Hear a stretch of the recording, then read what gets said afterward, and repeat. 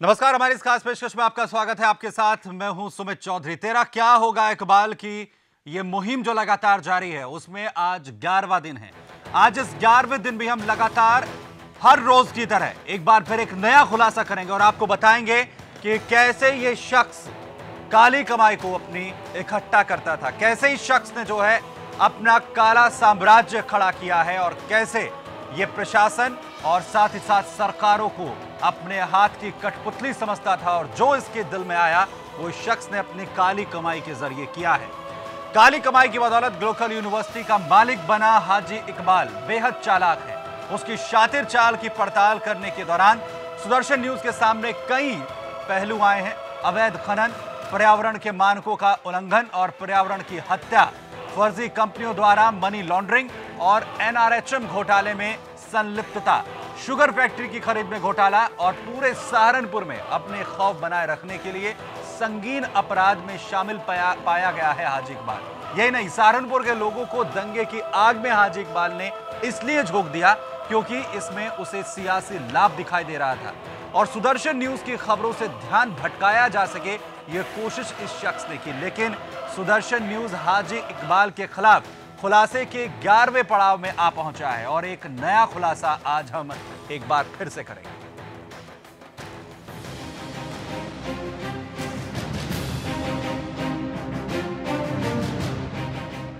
Glocal university के इस satellite image को देखिए।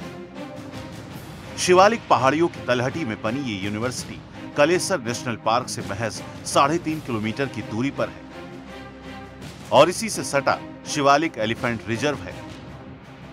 यूनिवर्सिटी के पास ही फायरिंग रेंज है और ग्लोकल यूनिवर्सिटी खुद पहाड़ी नदियों के डूब क्षेत्र में है। इन सारे भौगोलिक हालात पर यूजीसी के कर्मचारियों और अधिकारियों और जांच के लिए गई एक्सपर्ट कमेटी की खामोशी उसी गठजोड़ की ओर संकेत कर रही है जिसे देश भ्रष्टाचार कहता है और इससे निजात पाने के लिए उसने यूपीए सरकार को उखाड़ फेंका था।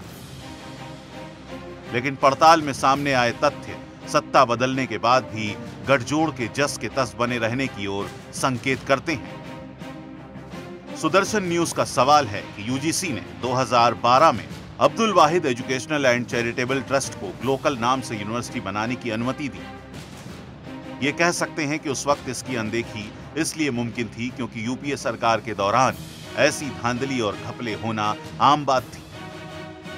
लेकिन चौंकाने वाली बात तब आई जब जांच के लिए ग्लोकल यूनिवर्सिटी पहुंची एक्सपर्ट कमेटी के सदस्यों ने भी एक तरह से आंखें बंद कर ली। उन्होंने भी इकबाल बाला के पर्यावरण की हत्या, छात्रों के जीवन पर जोखिम, उनके भविष्य पर खतरे को साफ अनदेखी कर दिया। साल 2015 में 6 से 8 अक्टूबर को 11 सदस्यों की एक्सपर्ट कमेटी ने जो रिपोर्ट पेश की वो दस्तावेज सुदर्शन न्यूज के पास हैं। एक्सपर्ट कमेटी ने ग्लोकल यूनिवर्सिटी पर अपनी जांच रिपोर्ट 8 अक्टूबर 2015 को यूजीसी को दी। इस दौरान सुप्रीम कोर्ट ने इकबाल बाला की 111 फर्जी कंपनियों की धांधली, मनी लॉन्ड्रिंग, अवैध खनन और आय से अधिक संपत्ति के मामले की सुनवाई कर रहा था। इस दौरान उसने गंभीर टिप्पणियां भी की थी। इसके अलावा ग्लोकल यूनिवर्सिटी तक पहुंचने के लिए जिन रास्तों और पुल से पहुंचते हैं वो भी तस्दीक करते हैं कि वो डूब क्षेत्र में है। लेकिन जांच कमेटी को जैसे एक खास मकसद के लिए भेजा गया था वो थी ग्लोकल यूनिवर्सिटी की महज खाना पूर्ति और कमेटी के सदस्यों ने वही किया। लेकिन जांच कमेटी की रिपोर्ट के बाद भी यूजीसी का प्रशासन अब तक क्यों चुप बैठा है जब इकबाल बाला के खिलाफ सुप्रीम कोर्ट के आदेश के बाद कॉर्पोरेट मंत्रालय, सीरियस फ्रॉड ऑफिस की रिपोर्ट, आयकर विभाग की जांच रिपोर्ट, मनी लॉन्ड्रिंग को ईडी की जांच रिपोर्ट सामने आ चुकी है। वहीं नेशनल ग्रीन ट्रिब्यूनल ने फरवरी 2016 में इकबाल बाला की 13 कंपनियों पर 250 करोड़ रुपए का जुर्माना ठोका था। बावजूद इन सभी तथ्यों के यूजीसी के अधिकारी ग्लोकल यूनिवर्सिटी प्रशासन से आज तक ये सवाल क्यों नहीं पूछे जो अब सुदर्शन न्यूज पूछ रहा है। जाहिर है इकबाल ने अपनी काली कमाई से कईयों का पेट भर दिया है, उनकी जुबान सील हो गई है। लेकिन सुदर्शन न्यूज भ्रष्टाचार के इस गठजोड़ का भी पर्दाफाश करेगा और हम यूजीसी के चेयरमैन, सेक्रेटरी और ग्लोकल यूनिवर्सिटी की जांच कमेटी के खिलाफ केंद्र सरकार के मानव संसाधन विभाग से संपर्क करेंगे और सदस्यों से भी पूछेंगे कि ग्लोकल यूनिवर्सिटी की जमीनी हकीकत यूजीसी सामने लेकर क्यों नहीं आई।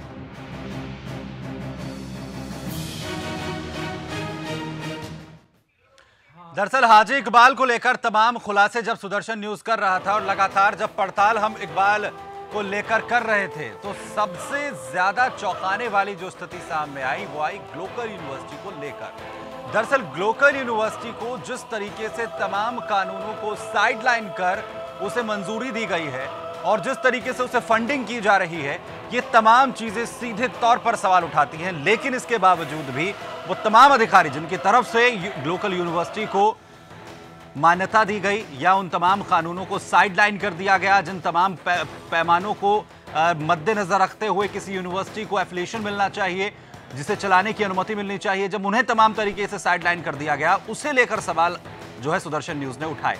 लेकिन हम लगातार अब ग्लोकल यूनिवर्सिटी की पड़ताल करें और आपको बताएं और क्या कुछ खामियां इस पूरे मामले में रही हैं, उससे पहले आपको एक बार दिखा देते हैं कि अभी तक पिछले 10 एपिसोड में सुदर्शन न्यूज ने इकबाल बाला के किन किन काले कारनामों को उजागर किया है। जरा उस पर भी नजर डालिए। आज हम जो खुलासा करने जा रहे हैं उसे सुनकर आपके होश उड़ जाएंगे। एक शख्स जो कभी परचून की दुकान चलाता था, आज अपनी काली कमाई का इतना बड़ा साम्राज्य खड़ा कर चुका है कि उसने एक जिले तक को बर्बाद कर दिया है। इकबाल बाला जो बहुजन समाज पार्टी का एक नेता माना जाता है, पूर्व एमएलसी रहा है और खनन माफिया के तौर पर उत्तर प्रदेश और उत्तराखंड में इसका एक नाम है। किस तरीके से हाजी इकबाल ने इस देश की संपत्ति को, इस देश के लोगों की संपत्ति को लूटा है। सहारनपुर में जो दंगा हुआ है उसमें हाजी इकबाल का शातिर दिमाग नजर आ रहा है। हर सामान है एवन, एक तो 12 का है, 315 का है, 80 गोली का भी है। सहारनपुर और उत्तराखंड में अपना राज चला रहा है, बल्कि कुदरती नदियों के रुख को अपने मन मुताबिक मोड़ चुका है। उसकी मनमानी के चलते हथनी कुंड बैराज पर बड़ा खतरा मंडराने लगा है। अब हथनी कुंड बैराज है वो भी दांव पे लग गया। ये पहाड़ी नदी जो आ रही है उसे नहर की तरह बना दिया है। करीब 700 एकड़ की जमीन के दायरे में इसने ये कब्जा किया है, वो भी अवैध कब्जे किए हैं। कैसे हाजी इकबाल ने ग्लोकल यूनिवर्सिटी को बनाने को लेकर तमाम कानूनों को धता बताया। दोनों तरफ बाउंड्री वाल बना के और उसके बीच में यमुना नदी को ये आदमी बहा रहा है। इसका अधिकार इसको किसने दे दिया? इसने अपने पैसे से एक पुल बनाया है, जबकि पुल बनाना राज्य सरकार का काम है, पीडब्ल्यूडी का काम है। आज तक न तो सरकार की नजर गई और न ही प्रशासन की और पुलिस महकमे की। सुदर्शन न्यूज ने यूजीसी से संपर्क साधा है और कल या 2 दिनों के अंदर उन्हें अपॉइंटमेंट मिलेगा और उसमें उनसे हम सारे सवाल करेंगे। यूजीसी कहीं न कहीं एक तरह से भागीदारी उसकी भी होगी, उसकी भी जिम्मेदारी होगी कि उसने कैसे इस यूनिवर्सिटी को बगैर जांचे परखे सही तरीके से तथ्यों की पड़ताल के कैसे अप्रूवल दिया, क्योंकि उसका सवाल खड़ा होता है। सुदर्शन न्यूज ने किस तरह से इस काले कारोबारी की काली कमाई का कच्चा चिट्ठा आपके सामने खोल कर रख दिया है। हाँ जी, उसका आगे हर कोई बेबस है, पैसे देता है जी, हर जी पैसे देगा सबको खरीद लेता है। इससे पहले का जो शासन रहा है, सरकारें रही हैं, यहाँ का जो प्रशासन रहा है, निश्चित तौर पर वो निर्दयी रहे होंगे, इनकी मुसीबतें नहीं देखते हैं। वास्तव में अगर आदमी रात को बीमार पड़ जाए और यहाँ पे रास्ता नहीं हो जाने का तो गांव में ही मर जाएगा, रास्ते में मर जाएगा। जिस आदमी ने वो रास्ता खराब किया, शमशान घाट को बहाया, वो आदमी था एक बाल्ले का, एक छोटा बाल्ला कह लो उसे, उस क्षेत्र का छोटा बाल्ला, क्योंकि बड़ा माफिया छोटा माफिया उसी ग्रुप का एक सदस्य जिसने शमशान घाट बहाया। जो मजदूर हैं वो संस्कार कहाँ कराएंगे? इसके लिए मुझे सारे प्रशासन के लोगों को वहाँ बुलवाया और मैंने कहा यदि आप लोग इनका रास्ता नहीं निकालेंगे मैं आपके खिलाफ धरने पर बैठूंगा। जब जाके वो लोग आए वहाँ और उन्होंने तुरंत इतना रास्ता वहाँ करा जिससे वो अपने संस्कार करा ले।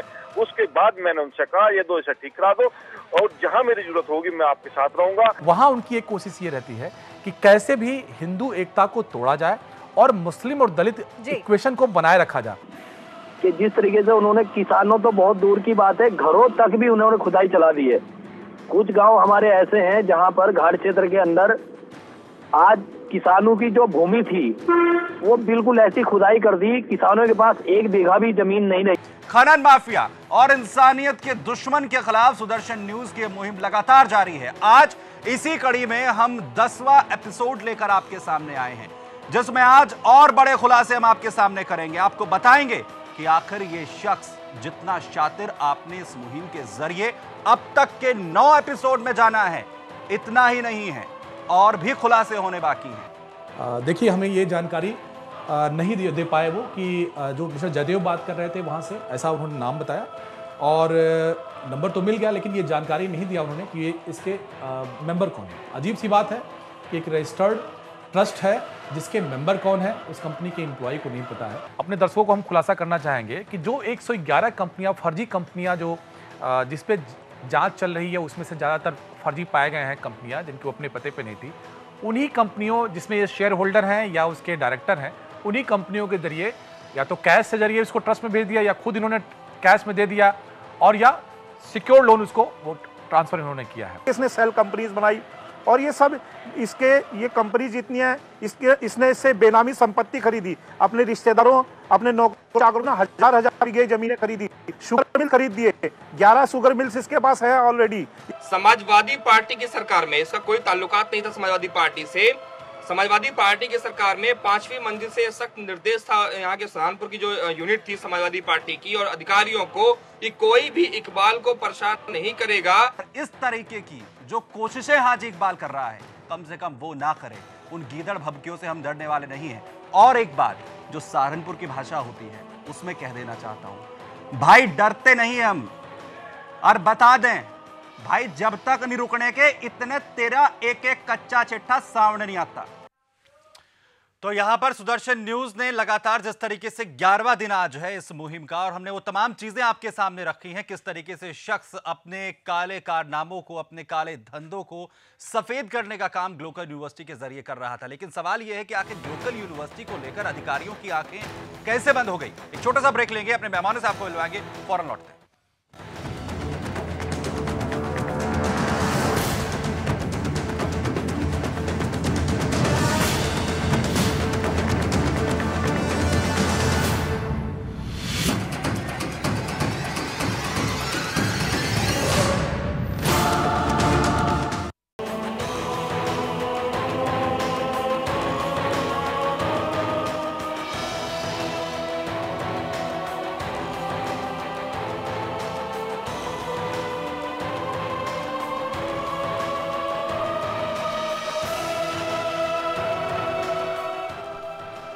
सुदर्शन न्यूज को सहारनपुर यमुना नदी के सैकड़ों किलोमीटर के दायरे में वही कुछ दिखाई दिया जो वहां के निवासी चीख चीख कर सालों से प्रशासन के हर चौखट पर कहते आए हैं। लेकिन इकबाल के सामने घुटने टेकने में सिर्फ सहारनपुर का प्रशासन ही नहीं, केंद्र की वो संस्थाएं भी हैं जिनके कंधे पर देश की उच्चतर शिक्षा की गुणवत्ता और छात्रों के बेहतर भविष्य का जिम्मा है। हम बात कर रहे हैं यूजीसी यानी विश्वविद्यालय अनुदान आयोग और SCI यानी कि मेडिकल काउंसिल ऑफ इंडिया की। यूपीए के समय में यूजीसी के अधिकारियों पर घूस के मामले में सीबीआई रेड भी पड़ चुकी है और उन्हें जेल भी जाना पड़ा है। लेकिन लगता है कि यूजीसी ने इससे कोई सबक नहीं लिया है। ऐसा हम इसलिए कह रहे हैं कि छात्रों के भविष्य और सुरक्षा के मद्देनजर यूजीसी विश्वविद्यालयों के रख रखाव और संचालन पर कड़ी निगाह रखता है। लेकिन क्या बात है कि ग्लोकल यूनिवर्सिटी के मामले में यूजीसी ने अपनी आंखें मूंद ली और इसी को लेकर सवाल खड़े होते हैं।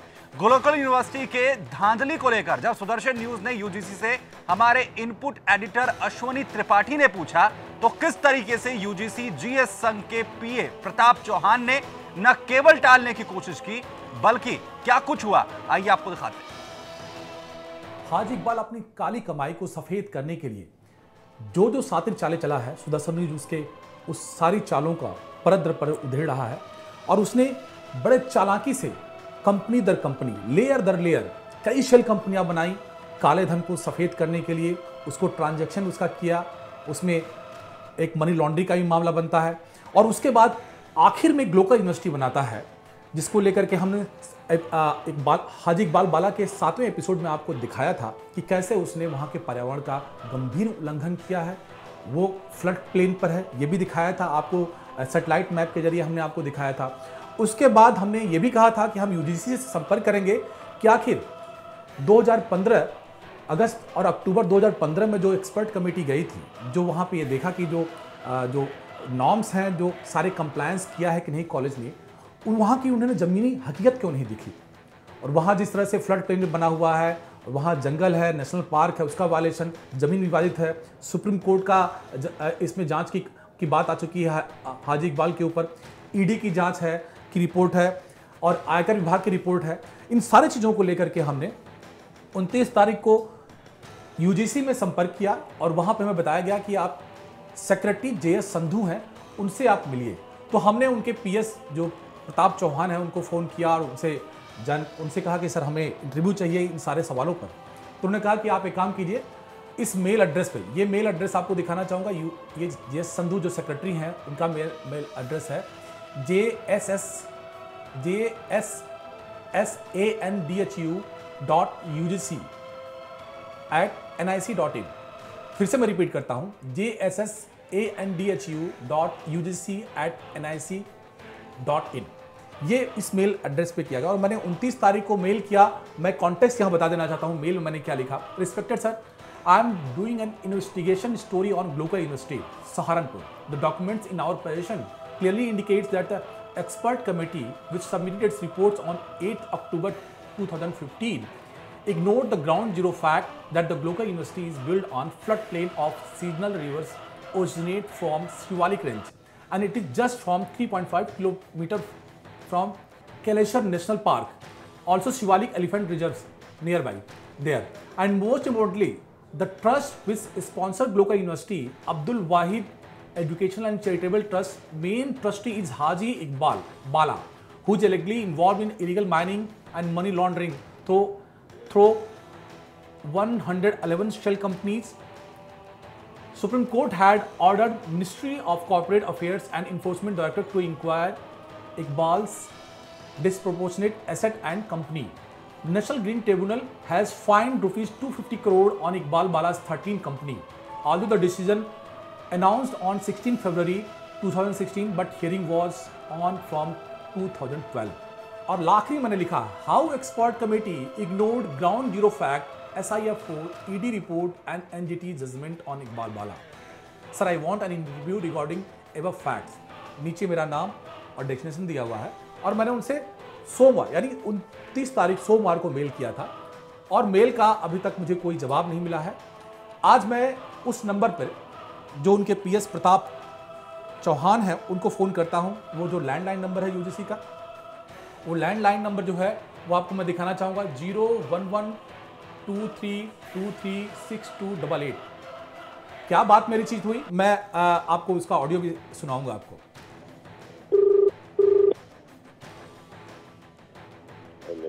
सर नमस्कार, जेएस संधू जी के पीए बोल रहे हैं सर, प्रताप चौहान जी। जी सर मैं अश्विनी त्रिपाठी बोल रहा हूँ सुदर्शन न्यूज से। जी सर मैंने एक मेल किया था जब आपने मुझे बताया था सोमवार को कि जेएस संधू जी को मेल, हाँ सुदर्शन न्यूज से। तो सर उसमें वो आपको मैंने मेल किया था लेकिन उसका कोई रिप्लाई नहीं आया सर अभी तक। इंटरव्यू के लिए मैंने रिक्वेस्ट की थी सर से। चलो मैं निकाल के नहीं होगी अभी देता हूँ सर। तो सर कब तक मिल पाएगा? क्या अपॉइंटमेंट? जी सर, जी सर। एक बार पता करता हूँ सर को, एक बार उनको जरा बता दीजिए, ब्रीफ कर दीजिए क्योंकि it's very urgent and very important, it's very serious issue sir. Okay. मैंने मेल कर दिया और जैसा कि आपके सामने मैंने बात भी की है, वो कह रहे हैं कि ठीक है मैं निकाल के उनको देता हूं अपॉइंटमेंट के लिए। हमें देखेंगे कि वो क्या रिप्लाई देते हैं, क्या हमें अपॉइंटमेंट देते हैं कि नहीं। अगर देते हैं तो ये तीखे सवाल उनसे हम जरूर पूछेंगे कि आखिर कमेटी जो एक्सपर्ट कमेटी गई थी उसने इन सारे फैक्ट्स को इग्नोर कैसे किया। Ashok Tripathi, Sudarshan news, Noida.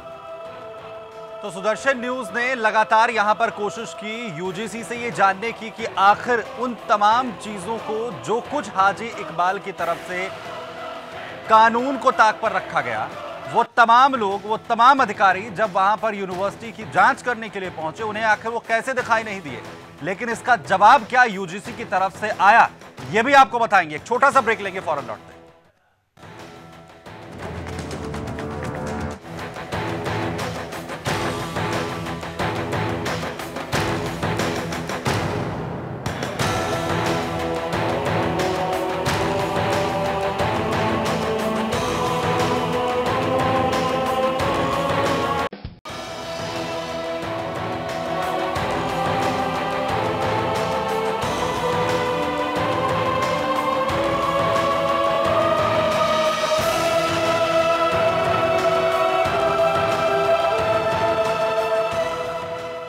Glocal university को लेकर सुदर्शन न्यूज की पड़ताल जब आगे बढ़ रही थी तो हम हैरान थे कि आखिर कैसे इस यूनिवर्सिटी को बनाने को लेकर तमाम कानूनों को धता बताया गया, कैसे इन तमाम कानूनों को दरकिनार कर दिया गया और कैसे हाजी इकबाल को इस यूनिवर्सिटी को बनाने के लिए तमाम क्लियरेंस दे दिए गए। और इसी को लेकर हमने सवाल उठाए कि आखिर वो तमाम अधिकारी जो यूजीसी की तरफ से इस यूनिवर्सिटी को क्लियरेंस देने के लिए भेजे गए थे, आखिर उन्हें वो तमाम अनियमितताएं क्यों नजर नहीं आए। और इसलिए सुदर्शन न्यूज के इनपुट एडिटर अश्विनी त्रिपाठी ने यूजीसी से इस मामले को लेकर संपर्क साधा, लेकिन लगातार यूजीसी ने इसमें टाल मटोल की है। लेकिन फिलहाल जिस तरीके से हमने आपको यहां पर दिखाया कि कैसे वहां पर यूजीसी के अधिकारियों से अपॉइंटमेंट जब सुदर्शन न्यूज ने मांगी तो उन्होंने इसके लिए वक्त मांगा। इसके बाद भी जब सुदर्शन न्यूज ने यूजीसी के सेक्रेटरी जेएस संधू के पीए प्रताप चौहान के अपॉइंटमेंट के बारे में पूछा तो चौहान ने सुदर्शन न्यूज की जानकारी पर ही सवाल खड़ा किया। लेकिन जब सुदर्शन न्यूज ने मजबूती से तथ्य को रखा तो उन्होंने क्या कुछ कहा वो सुनिए।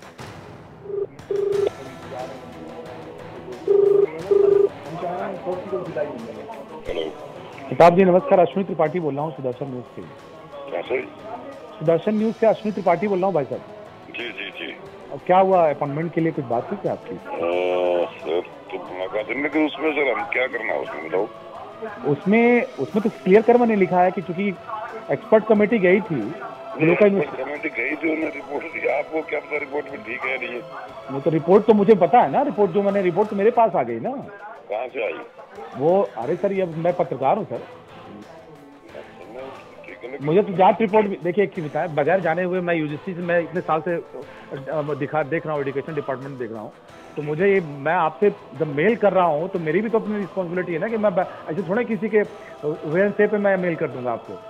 पूरी जानकारी मेरे पास है, रिपोर्ट है मेरे पास जो 15 तारीख को अक्टूबर 2015 को उन्होंने दिया, सबमिट किया एक्सपर्ट कमेटी की रिपोर्ट।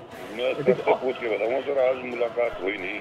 तो सर देखिए अगर आप लोग ऐसे ही देखिए, मैं उस समय भी नहीं हो पाएगा सर, आप टालिए मत करिए, क्योंकि मैं बड़ा फेवरेबल रहा हूँ मैं यूजीसी को लेकर, वेद प्रकाश सर से लेकर सर मुझे पर्सनली जानते हैं वेद प्रकाश। हाँ तो प्लीज आप लोग अपने लेवल पर टालने की कोशिश मत कीजिए, स्टोरी मेरी मर जाएगी। मैं सर से पूछूंगा या तो आ जाते तो ठीक है, नहीं तो सुबह बताता हूँ। तो सर आपको आज आप दे दीजिए उनको, जिससे कि मुझे बता, अगर नहीं देना तो भी मुझे बता दें, मैं चला दूंगा कि यूजीसी ने मना कर दिया देने बात करने के लिए। इसके लिए मैं यूजीसी की लंका लगाऊंगा सर। सुबह बता दूंगा सर, सुबह। मैं सर कल उसके बाद मौका नहीं दूंगा, सॉरी सर, मैं आपको फिर अपॉइंटमेंट क्लेम नहीं कहूंगा। मैं यही चलाऊंगा इस खबर की, यूजीसी को मैंने मेल किया और ये रिकॉर्ड में मैं कर रहा हूँ आपकी बात की, आपने मुझे नहीं दिया मौका। ठीक है ठीक है। और मैं आपका नाम भी लूंगा सर, प्रताप चौहान जी ने नहीं दिया मुझे। कोई बात नहीं। Thank you so much sir, मैं ये चलाऊंगा आपको, देखिएगा आपको खबर चलाइएगा। मुझे कल का वक्त दे रहा हूँ, मैं कल तक रुकूंगा नहीं तो मैं चलाऊंगा पक्का। तो यूजीसी के जो पदाधिकारी हैं, जो अधिकारी हैं, उनसे लगातार जो है सुदर्शन न्यूज ने संपर्क किया है इस पूरे मामले में। हालांकि लगातार जब हमने उनसे संपर्क किया, ये पूछने की कोशिश की कि आखिर किस आधार पर इन तमाम कानूनों को दरकिनार कर दिया गया। वो तमाम अधिकारी जो ग्राउंड जीरो पर गए थे इस यूनिवर्सिटी को क्लियरेंस देने के लिए, आखिर वो तमाम अनियमितताएं, वो तमाम कानून जिसे धत्ता बताया गया इस शख्स हाजी इकबाल की तरफ से, उन तमाम कानूनों को दरकिनार करने के बावजूद उन अधिकारियों को तमाम अनियमितताएं क्यों नजर नहीं आई। और इन्हीं सवालों का जवाब हम लगातार यूजीसी से पूछ रहे हैं, और अगर यूजीसी इसका जवाब दे तो ठीक, वरना सीधे तौर पर सवाल यूजीसी के लिए भी है कि यूजीसी के अधिकारी जो हैं इसमें सीधी तौर पर उनकी मिलीभगत है, और उन्हीं के मिलीभगत की वजह से ग्लोकल यूनिवर्सिटी जो है आज उस जगह पर खड़ी है जो सीधे तौर पर गैर कानूनी है, जहां पर किसी भी तरीके से यूनिवर्सिटी को खड़ा नहीं किया जा सकता है। और साथ ही साथ लोगों की संपत्ति, इस देश की संपत्ति, एक प्रदेश की संपत्ति को तो लूटा ही जा रहा है, साथ ही साथ इस देश के भविष्य के साथ, छात्रों के भविष्य के साथ भी, उनकी जिंदगी के साथ भी खिलवाड़ किया जा रहा है। खास मेहमान हमारे साथ मौजूद है, उनका परिचय आपसे करा दें। रणबीर सिंह साहब हमारे साथ सहारनपुर से जुड़ रहे हैं, जो याचिका करता है इस मामले में खनन को लेकर। उन्होंने कई बार सवाल उठाया इसे लेकर और कोर्ट में भी गए हैं हाजी इकबाल को लेकर। वहीं अश्विनी त्रिपाठी हमारे इनपुट एडिटर हमारे साथ हैं। गुरप्रीत बग्गा साहब है हमारे साथ यहाँ पर, जो एनजीटी मामला है जिसमें याचिका करता है वो, और साथ ही हमारे साथ सुप्रीम कोर्ट की वकील प्रज्ञा भूषण जो है वो मौजूद हैं। आपके पास मैं यहाँ पर आना चाहता हूँ पहले रणबीर साहब, क्योंकि मामले में अब सीधे तौर पर एक तो वो पेचीदगियां हैं, वो बारीकियां हैं जो लगातार हमने सामने रखी हैं। यूजीसी अब भी कम से कम एक जो ढील वाला जो रवैया है वो यूजीसी का, वो प्रत्यक्ष रूप से सामने आ रहा है। और आप भी ये कहते रहे हैं कि जो अधिकारी हैं उन्हें किस तरीके से चुप करना है, उनकी आंख पर पट्टी किस तरीके से बांधनी है, यह हाजी इकबाल बेहतर तरीके से जानता है। आखिर जो अधिकारी वहां पर जांच करने के लिए गए, जिस दौरान यूनिवर्सिटी खड़ी हुई और जिस दौरान ये सब कुछ प्लान हो रहा था, उन अधिकारियों को वो तमाम चीजें क्यों नजर नहीं आई? खौफ था या मुंह में जो है वो पैसे भर दिए गए थे जिसके दम पर यूनिवर्सिटी खड़ी है? देखिए, सीधा सीधा दिखाई देता है कि जब वो यूनिवर्सिटी इस लायक ही नहीं थी कि वहाँ पर मेडिकल के लिए सीटें दी जाएं और उसके बाद भी उसको परमिशन दे दी गई है, या इसका मतलब सीधा लगता है कि कहीं ना कहीं पैसे का लेन देन हुआ या कोई दबाव या सिफारिश वगैरह, वो ये ऑफिसर ही जान सकते हैं जी। पर इसमें लगता सीधा गोलमाल बहुत बड़ा है जी, क्योंकि इसे इकबाल इतना दूर था, इसे आदत है उल्टे सीधे काम करने की, तो उसमें भी इसने हेराफेरी की है और बच्चों का भविष्य खराब करने का काम साहब, आपके पास आ रहा हूं। आपने जब एनजीटी का एक मामला अलग है जिसमें आप रहे हैं पूरी तरीके से इसमें याचिकाकर्ता, लेकिन ये तमाम चीजें जो हैं अब फोकस होती हुई नजर आ रही हैं क्योंकि हर तरफ, हर रास्ता, हर वो कानून जिस तरीके से इसने दरकिनार किया है वो एक ही तरफ इशारा करता है। आखिर यूजीसी के अधिकारी अगर ग्राउंड जीरो पर जाते हैं, क्योंकि हमारे जो रिपोर्टर हैं वहां पर मौजूद, जो लगातार वहां पर पड़ताल कर रहे हैं, उन्हें सीधे तौर पर तमाम चीजें, तमाम अनियमितताएं वहां पर नजर आई। एनजीटी को लेकर भी आपने जिक्र किया था कि एनजीटी ने किस तरीके से आदेश दिया और उस पर अब तक जो है क्रियान्वयन नहीं हुआ है, उस पर जो है अब तक कोई कार्रवाई नहीं हुई है। आपने जो उससे पहले हमारे साथ प्रोग्राम हुआ था उसमें आपने जुड़े थे, आपने बताया था। अब सवाल यह है कि एक तरफ यूजीसी के तमाम जो अधिकारी हैं वो हमें यहाँ पर टाल रहे हैं, हालांकि उम्मीद हम अब भी यही कर रहे हैं कि वो हमें जवाब देंगे। क्या लगता है इसमें, आखिर क्यों जवाब नहीं दे रहे हैं वो? देखिए, जो मोहम्मद इकबाल जिसका भी आप बारी बारी से नाम ले रहे हैं, इसका अधिकारियों के ऊपर इतना बड़ा दबाव है, अधिकारियों नहीं, इसका सरकार के ऊपर इतना जबरदस्त दबाव रहता है कि चाहे बसपा की गवर्नमेंट हो और चाहे समाजवादी की गवर्नमेंट हो, इसका एक छत्र राज चल रहा है। और जैसे कि आपने अभी बताया कि रिपोर्ट अधिकारी नहीं देंगे, वो कभी आपको देंगे ही नहीं रिपोर्ट, क्योंकि वो रिपोर्ट तो खुद अपने सामने बैठ के बनवाता है और अपनी फेवर की रिपोर्ट बनवाता है। आप ये देखिए कि एनजीटी के अंदर इतना बड़ा ऑर्डर आ गया और 4 हफ्ते के अंदर रिकवरी होनी थी और सन 2016 का ऑर्डर 18 फरवरी को आया हुआ है, आज तक भी रिकवरी नहीं हो पाई। तो आप जिस तरीके से आप बता रहे हो कि भाई ये इसका जो मूवमेंट है वो ये तो सांठगांठ नहीं, तो दबाव से काम करता है और पैसे के दम पर काम करता है। ये खुले पैसे बांटता है अधिकारियों को और अधिकारी इसके प्रभाव में काम करते हैं। जी प्रज्ञा जी, एक एनजीटी का भी मामला जिस तरीके से हमने यहाँ पर जिक्र किया कि कोर्ट की तरफ से या एनजीटी की तरफ से जो है कहा जाता है कि रिकवरी हो 4 हफ्ते के अंदर हो जाए, वैसा कुछ नहीं हुआ। दरअसल यूजीसी को लेकर हम बार बार सवाल ये कर रहे हैं कि आखिर वो अधिकारी जो ग्राउंड जीरो पर गए थे वो कैसे क्लियरेंस देकर आ गए एक ऐसी यूनिवर्सिटी को जो नदी के क्षेत्र में, जब जो फ्लड एरिया है उसके क्षेत्र में बनी हुई है, जो जहाँ से एक पहाड़ी नदी या ये कहिए कि जो बरसाती नदी है वो निकलती है।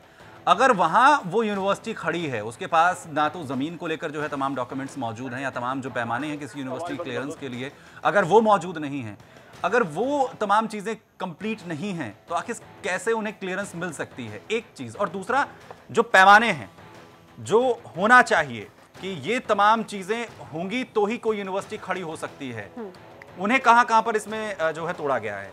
देखिए, कोई भी यूनिवर्सिटी या कोई भी आपको इनफैक्ट कोई भी प्रोजेक्ट स्टार्ट करने के लिए भी कुछ बेसिक परमिशंस हैं जो कि लेनी ही लेनी है जी। सबसे पहले ये यूनिवर्सिटी फ्लड प्लेन्स पे बनी हुई है। फ्लड प्लेन्स एक बहुत ही डेंजरस, कंस्ट्रक्शन के हिसाब से भी बहुत डेंजरस साइट हो जाती है जहाँ पे कंस्ट्रक्शन पॉसिबल नहीं है, और हो भी जाए कंस्ट्रक्शन तो उसके डैमेज होने के बहुत ज़्यादा चांसेस होते हैं। और कोई भी कंस्ट्रक्शन यूनिवर्सिटी का करने से पहले सबसे पहले सिविक अथॉरिटीज़ से सैंक्शन प्लान लेना है आपको। अगर वो सैंक्शन प्लान ही आपको नहीं मिले हैं तो वो कंस्ट्रक्शन अलाउड ही नहीं है, सिविक अथॉरिटीज़ वो कंस्ट्रक्शन बनाने ही नहीं देगी। तो सबसे पहले तो वहीं पे इस चीज़ को डैमेज किया गया कि कंस्ट्रक्शन अलाउ की गई बिना किसी सैंक्शन प्लान के, बिना किसी मापदंड के, इन सारी चीज़ों को दरकिनार करके। दूसरा लेवल आता है कि कभी भी यूजीसी में अप्लाई करने से पहले आपको स्टेट गवर्नमेंट से एनओसी लेनी होती है, जिसमें स्टेट गवर्नमेंट आपका कंस्ट्रक्शन चेक करता है, आपके लैंड के डॉक्यूमेंट्स चेक करता है, आपकी सारी परमिशंस चेक करता है कि वहाँ पे वो लैंड इंस्टीट्यूशन के लिए अलाउड है या रेजिडेंशियल के लिए अलाउड है या किसी और प्रोजेक्ट के लिए परमिसिबल जोन में आ रही है या नहीं आ रही है। पर ये तो कोई जोन ही नहीं था, ये तो फ्लड प्लेन था जहाँ पे कोई भी चीज़ बिना देखे हुए स्टेट गवर्नमेंट से भी एनओसी मिल गई। तीसरी चीज़ कि अगर आप फ्लड प्लेन्स के या किसी एम्बैंकमेंट के या बराज के विद इन 4 किलोमीटर्स कोई भी काम करते हैं तो आपको ministry of environment, forest and climate change से परमिशन लेनी होती है, एनवायरमेंटल क्लियरेंसेस। आप यहाँ पे वो क्लियरेंसेस भी ऑब्वियसली नहीं लिए गए, क्योंकि अदरवाइज विद इन ये 3.25 किलोमीटर के अंदर है नेशनल पार्क के, तो यानी कि ये मिनिस्ट्री ऑफ एनवायरनमेंट के भी परमिशंस नहीं लिए गए। तीसरी, इसके बिल्कुल बगल में करीब 3-3.25 किलोमीटर के अंदर कलेश्वर नेशनल पार्क है। नेशनल पार्क के विद इन 10 किलोमीटर्स के जोन में कोई भी एक्टिविटी अलाउड एक तो होती ही नहीं है, और अगर कुछ एक्टिविटी छोटी मोटी करनी भी है तो national board of wild life से आपको परमिशन लेनी है। जी, मैं रोक रहा हूँ आपको क्योंकि मुझे यहाँ पर ब्रेक पर जाना है। दरअसल ये वो तमाम फहरिस्त है उन तमाम कानूनों की जिसे एक यूनिवर्सिटी किसी शख्स को अगर बनानी है तो इन तमाम रूल्स एंड रेगुलेशंस को फॉलो किया जाना है, लेकिन इसमें से एक भी फॉलो नहीं हुआ है।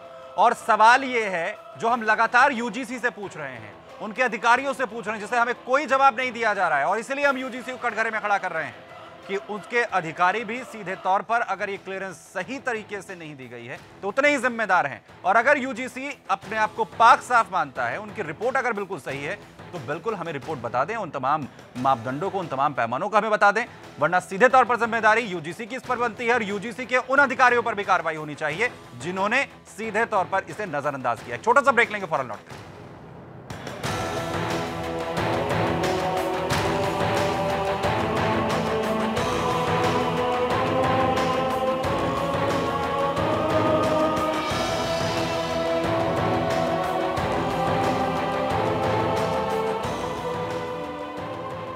वो कह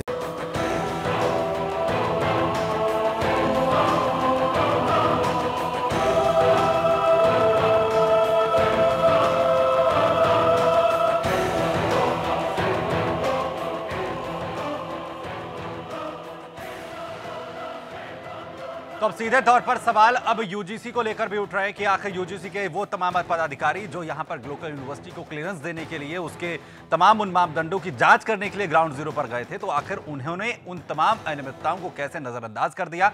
और लगातार हम जिस तरीके से यूजीसी के अधिकारियों से सवाल कर रहे हैं, उनकी तरफ से कोई जवाब ना आना, हालांकि इंतजार हमें अब भी है यूजीसी की तरफ से कोई जवाब यहां पर दिया जाए, क्योंकि कटघरे में अब इस क्लियरेंस से यूजीसी के वो अधिकारी भी आ रहे हैं जिन्होंने क्लियरेंस इसमें दिया था। इस पर हम लगातार चर्चा भी कर रहे हैं। हमारे इनपुट एडिटर अश्विनी त्रिपाठी भी हमारे साथ यहाँ पर मौजूद हैं, तमाम मेहमान भी मौजूद हैं। अश्विनी, जवाब ना देना, बार बार लटकाना, क्योंकि 29 तारीख के बाद से जो है लगातार सिलसिला शुरू हुआ था जब हमने यूजीसी से जवाब मांगने की कोशिश शुरू की थी, और मसलन आप भी लगातार इस पर जो है कांटेक्ट में हैं यूजीसी के। क्या लगता है उनकी कम से कम जो स्पोकन लैंग्वेज है, मैं स्पोकन लैंग्वेज कहूँगा इसे बॉडी लैंग्वेज के अलावा, उनके जो वे ऑफ टॉकिंग है उससे क्या लगता है कहीं ना कहीं कमी रह गई है? और ये डर कहीं ना कहीं यूजीसी को लग रहा है कि अगर वो तुरंत उस चीज़ की जानकारी देंगे तो लूप होल्स निकल कर सामने आएंगे और सवाल यूजीसी पे खड़े होंगे। देखिए, ये जेएस संधू जो सेक्रेटरी हैं वो खुद में एक डॉक्टर हैं जी, और उनको इस बात का एहसास है कि किसी के पाप का अपना घड़ा अपने पर क्यों बांधे, और इसीलिए वो सामने नहीं आना चाहते हैं। उनके पीए ने बताया भी कि क्या इसमें क्या, जिस तरह का उनका रिएक्शन था तीसरी चौथी बार जब मेरा संपर्क, तो मुझे लग गया कि उन्होंने उनसे बातचीत की है और वो ये जान रहे हैं कि अगर वो इसमें जवाब देंगे तो निश्चित तौर पर फंसेंगे, क्योंकि इसमें उनके पास कोई जवाब नहीं है। क्योंकि जो खामियां, जो गलतियां की गई हैं वो साफ दिख रही हैं वहाँ पे, और उसका वायलेशन हुआ है। अब चूँकि ये रिकॉर्ड मेरे पास आ चुका है, ऐसे आमतौर पे ये लोग सोचते हैं, जो एक्सपर्ट कमेटी जाती है तो उनको लगता है कि पूरी से सेट है। ये चांसलर से, यूजीसी के बड़े अधिकारी से लेकर के जो कमेटी बनी है, मेंबर्स भी यहाँ तक कि वो उनके अपने पसंद के बनाते हैं, क्योंकि ये पूरा होता है कि इस बार तुम चले जाओ, इस बार ये चले जाएगा, और क्या रिपोर्ट बना के आती है वो पहले से तय होता है। वहाँ जाते हैं, आराम से खाते पीते हैं और अपने तरीके से जो उनकी सेवा होती है और वो बाकायदा बना के चले जाते हैं। यहाँ तक कि मैं आपको एक याद दिलाना चाहूँगा कि 2012 में जब इन्होंने प्रोफार्मा भरा था, जो यूनिवर्सिटी के तरफ से भरा गया था, उसमें मोहम्मद इकबाल को चांसलर बताया गया था, उसमें बाकायदा नंबर भी है, और चांसलर वो बताया गया था फर्जी सर्टिफिकेट लगाए थे डिग्री के, क्योंकि वहाँ के लोग बताते हैं कि इसने पढ़ाई पूरी नहीं की है, हाई स्कूल तक पास नहीं है ये, बाद में इसने अपनी फर्जी डिग्री लगाई और डिग्री के लिए जो समय दिया था वो दे दिया था पहले का, जबकि वो स्कूल ही बना था 95 में, और ये इसने 86 का ऐसा कुछ रिकॉल करना पड़ेगा, 86 में बताया कि 86 में इसने क्वालिफिकेशन वहाँ से हासिल की है। तो इस तरह का सीधा फर्जीवाड़ा किया गया है। तो अब सब कुछ करने के बाद इसीलिए इसके वेबसाइट पे चांसलर का नाम कहीं नहीं दिखता है। वाइस चांसलर मिल जाएंगे, प्रो वाइस चांसलर मिल जाएंगे, लेकिन इसका नाम नहीं मिलेगा, इसका नाम कहीं नहीं मिलेगा, एक छोटे मोटे फोटो इसके मिल जाएगा। तो ये धांधली जानते हो, क्योंकि धीरे धीरे निकलेगा तो अब ये चीज़ कैसे हजम करें? इतना बड़ा कर चुके हैं, इतना गलत काम कर चुके हैं अधिकारी, तो कैसे करें? लेकिन फिर भी अब हम जा रहे हैं मिनिस्ट्री के पास, जाएंगे MHRD मिनिस्टर जो प्रकाश जावड़ेकर है उनसे हम कहेंगे कि यूजीसी से भी पूछा जाए और इसका जवाब हमें चाहिए, कार्रवाई चाहिए कि आखिर ये तमाम चीजें जो हैं आखिर कैसे हुई हैं। रणवीर, दरअसल मेडिकल यूनिवर्सिटी को लेकर आपने यहाँ पर जिक्र किया था कि किस तरीके से वहां पर अनियमितताएं हो रही हैं, क्योंकि एक बड़ी जिम्मेदारी है।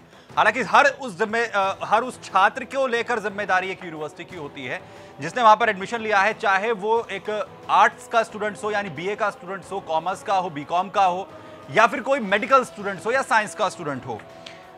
मेडिकल यूनिवर्सिटी पर ज्यादा जिम्मेदारी इसलिए क्योंकि वो भविष्य में डॉक्टर बनेंगे, और अगर फर्जी तरीके से वहां पर फर्जीवाड़ा हो रहा है, वहां पर धांधली हो रही है, रिश्वत लेकर एडमिशंस हो रहे हैं, तो कैसे डॉक्टर्स निकलेंगे, कैसे वो तमाम लोग जो जिन पर जिम्मेदारी होती है एक देश के अंदर लोगों के स्वास्थ्य को लेकर, वहां से किस तरीके के लोग निकलेंगे? क्या कुछ धांधलियां होती हैं वहां पर?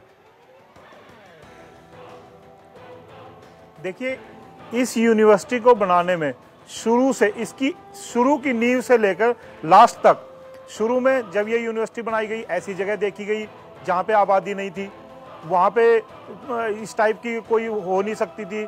उसमें भी धांधली करके SDM और तहसीलदार और सब लोगों ने मिलके उसको इस लायक बनाया कि वहाँ पे ऐसा काम किया जाए। वो सरकारी ज़मीनें, नदी की ज़मीनें को ट्रांसफ़र कर दिया, लोगों के पट्टों को ऐसे ट्रांसफ़र कर दिया, खुर्द-बुर्द कर दिया वो सारी, जिससे कि इकबाल का पूरा होल्ड हो जाए वहाँ पे। उसके बाद वहाँ पे यूनिवर्सिटी बनने लगी, जो नदी का एरिया था उसको अलग, उसको संकुचित कर दिया, उसको घेराबंदी कर दी नदी की, उस नदी का रास्ता चेंज कर दिया। उसके बाद वहाँ पे जो एलिफेंट कॉरिडोर है उसका ध्यान नहीं दिया गया, कोई परमिशन नहीं ली गई, वाइल्ड लाइफ सेंचुरी से कोई परमिशन नहीं ली गई, और वहाँ पे आर्मी का फायर रेंज है वहाँ से कोई परमिशन नहीं ली गई, और ये सब। उसके बाद धीरे धीरे, हेलो जी बोलते रहिए रणवीर, आ रही है आवाज। उसके बाद, हेलो जी बोलते रहिए। उसके बाद जब MCI की टीम वहां पे इन्वेस्टिगेशन के लिए आई, तो ये देखिए आप, मेरे पास एक रिपोर्ट है, इसमें कोई भी मानक पूरा नहीं है। आप इसे ध्यान से पढ़ेंगे, इसमें कोई भी मानक पूरा नहीं है। और उसके बाद जी देखिए रणवीर किसकी ये रिपोर्ट है? आगे ये MCI की रिपोर्ट है जी, ये MCI की रिपोर्ट है, इसमें साफ साफ लिखा है, ये आप देखिए, ये डॉक्टर जी, और इसमें लिखा है कि वहां कोई फैसिलिटी नहीं थी, किसी में यस नहीं है, सब में नो। और इससे भी बड़ा खुलासा आप देखिए, अगर आप अंदर जाएंगे इसके, ये देखिए, इसको आप, ये MCI की रिपोर्ट है, ठीक है। यानी आप ये कह रहे हैं कि जो कुछ बिंदु पे यस नहीं है, सब नो जी, यानी रणवीर आप ये कह रहे हैं कि MCI ने जो रिपोर्ट दी उसमें पूरी तरीके से हर जो सुविधा एक अस्पताल के अंदर, एक मेडिकल कॉलेज के अंदर होनी चाहिए वो नहीं थी। इसमें अगर आप बता सके जिन पॉइंट्स को आपने हाईलाइट किया हुआ है, कौन कौन से वो पॉइंट है, जरा एक बार बताइए। जी जी जी, आप ये देखिए, यहां पर OPD नो जी, no dressing room in OPD। ठीक है, ठीक है, देखिए OPD में कोई ड्रेसिंग रूम ही नहीं है जी, ठीक है, ठीक है, इतने से समझ में आता है। जहां पर OPD नहीं है वो किस तरीके का मेडिकल कॉलेज होगा और किस तरीके का अस्पताल होगा, कैसा वहां पर इलाज होता होगा। आखिरी कमेंट में यहां पर लेना चाहूंगा आपसे प्रज्ञा जी, कोई रूल रेगुलेशन फॉलो नहीं किया गया है। इसके अलावा सेंट्रल गवर्नमेंट की क्या पावर होती है, इन शॉर्ट अगर आप हमें यहां पर बता सके, क्योंकि फ्लड प्लेन पर बनाया जा रहा है, OPD जहां नहीं है, कैसे वो अस्पताल चलेगा, कैसे वो मेडिकल कॉलेज चलेगा? देखिए, इसमें इस तरह की जगहों पर जो बने होते हैं, इसके ऊपर सुप्रीम कोर्ट ने, माननीय सुप्रीम कोर्ट ने भी बहुत कुछ आपने जजमेंट्स दिए हैं, रूलिंग्स दिए हैं, प्लस हमारे जो बेसिक एक्ट्स हैं उसमें बहुत पावर्स दी गई हैं सेंट्रल गवर्नमेंट, स्टेट गवर्नमेंट और वाइल्ड लाइफ प्रोटेक्शन एक्ट के तहत even national board of wild life को भी। जैसे सुप्रीम कोर्ट में PIL फाइल हुई थी, CWP नंबर था 460/2004, जिसमें 2006 में सुप्रीम कोर्ट ने स्पेसिफिक डायरेक्शन दी थी कि जो economically fragile, ecologically fragile areas हैं, जोन्स हैं, तो वहाँ पे स्पेसिफिकली एक कमेटी बनाई जाए और अगर इस तरह के एरियाज में कोई प्रोजेक्ट स्टार्ट करने की परमिशंस ऑलरेडी दी भी जा चुकी हैं तो उन प्रोजेक्ट्स को रोका जाए, उन प्रोजेक्ट्स को वहीं पे उनकी परमिशन जो ग्रांट की गई हैं उन्हें खत्म किया जाए। जी मैं रोकना चाहूंगा, माफ कीजिए क्योंकि हमारे पास टाइम नहीं है आज के लिए, लेकिन ये क्योंकि हम लगातार मुहिम चला रहे हैं, इसमें बाद में भी हम ये बताएंगे आपको कि आखिर और कहां पर अनियमितताएं हुए। बहुत शुक्रिया आप तमाम मेहमानों का हमारे साथ यहां पर जुड़ने के लिए। बग्गा साहब का बहुत बहुत शुक्रिया, तमाम मेहमानों का बहुत बहुत शुक्रिया। दरअसल लगातार जिस तरीके से यहां पर एक के बाद एक खुलासे हो रहे हैं, एक तरफ ग्लोकल यूनिवर्सिटी और साथ ही साथ ग्लोकल यूनिवर्सिटी के अंदर भी जो मेडिकल कॉलेज हैं उसमें भी किसी तरह की कोई सुविधा नहीं है, यहां तक स्थिति है। लेकिन उसके बावजूद क्यों ये जो तमाम कानून थे उन्हें धत्ता बताया गया, कैसे क्लियरेंस मिल गया, सवाल ये। और इसीलिए हम लगातार यूजीसी से सवाल पूछ रहे हैं, यूजीसी आकर इन तमाम सवालों के जवाब दे, वरना सवाल यूजीसी पर भी उठेंगे। आज के लिए इतना ही, खबरें लगातार जारी। जय हिंद।